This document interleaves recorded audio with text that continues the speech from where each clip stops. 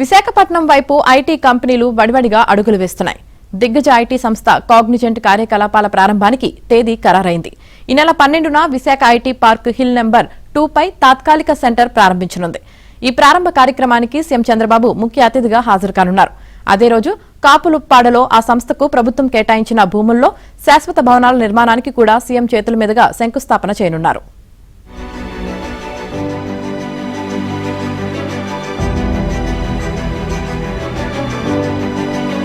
విశాఖపట్నం వైపు ఐటీ కంపెనీలు వడివడిగా అడుగులు వేస్తున్నాయి. దిగ్గజ ఐటీ సంస్థ కాగ్నిజెంట్ కార్యకలాపాల ప్రారంభానికి తేదీ ఖరారైంది. ఈ నెల 12న Visakha IT park hill number 2 పై తాత్కాలిక సెంటర్ ప్రారంభించనుంది.